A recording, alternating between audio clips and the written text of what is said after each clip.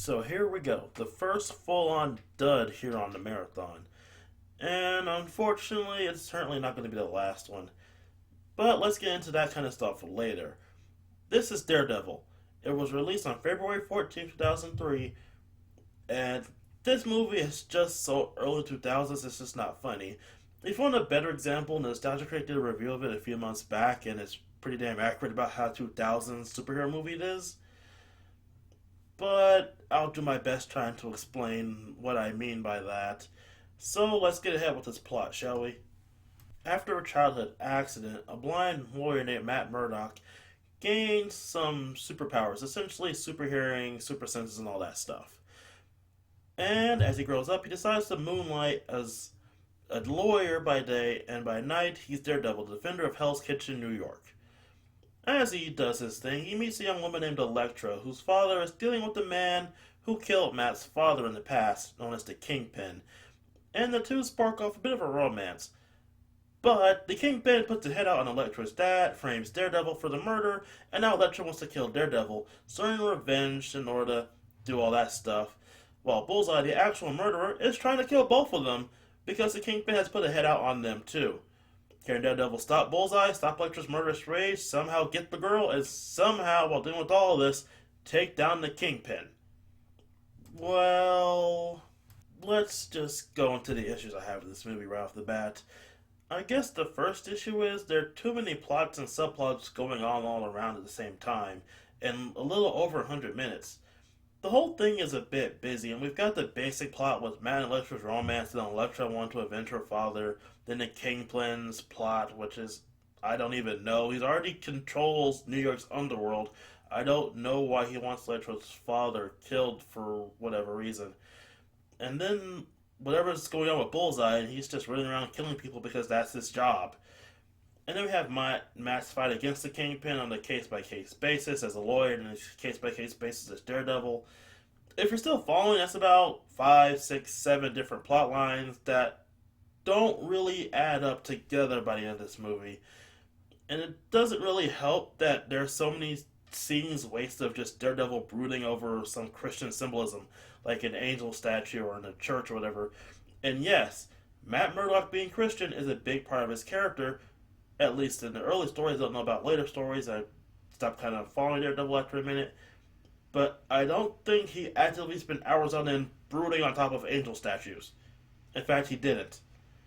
There's a surprising amount of this movie where they find Matt excuse, again, to brood over a church statue. And it's supposed to be this deep symbolic stuff, but it's just kiddie pool symbology. It's the devil holding onto an angel. You see? He's grappling with the better part of his nature versus wants to murder everybody, despite the fact he murders a guy within the first few minutes of the movie. I get it. It's a character arc. It's just not necessarily a good one. And secondly, I just want to point something out. Why did he fight the Kingpin in this movie?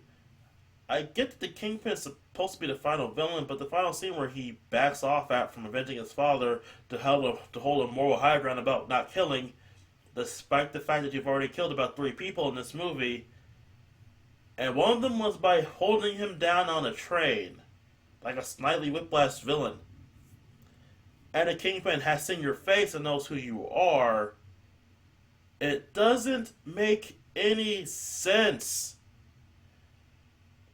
And I get this is a movie where he's supposed to be growing and becoming more of a hero, and Elektra's supposed to be his foil to show him the error of his ways. But it just doesn't work and leaves a lot of logical loopholes throughout this entire movie. It kind of ruins the experience that they're trying to be symbolic and deep with it, but they're being so symbolic and deep, they're making it all crappy. Okay, that's enough about the negative stuff. So what does work in this movie? I have to say Ben Affleck is a pretty good actor. I mean, he's given shit material, shit writing, and shit directing, but he's making the best out of it. I can honestly believe he's blind in this movie. It just works for some reason. Now, before anyone says anything, just because the movie's bad is not his fault.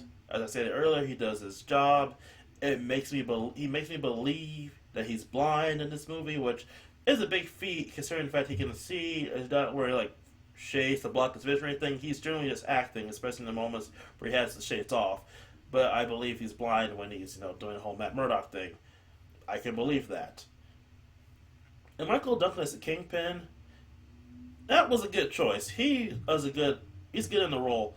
The Kingpin is a character that you can really make him black or white. In the comic, he's white. Some versions he's black. I don't really care what he is in what the version, as long as the character is on point. And Michael Duncan does the character some good.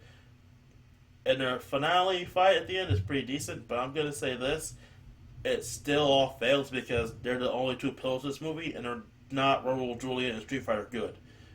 Like Raul Julia and Street Fighter is the pinnacle of acting your damnedest in a crappy movie, and these two unfortunately aren't that great. Overall, I'd say this movie's a little too busy with a little too much time spent on watching a guy brood around and pointless symbolism and whatnot. It's rather infuriating, especially with the ending. Just makes it completely worthless. If you're looking to waste your time, then watch this one. But if you really see something to do with Daredevil in it, I suggest the Netflix series, which is really good.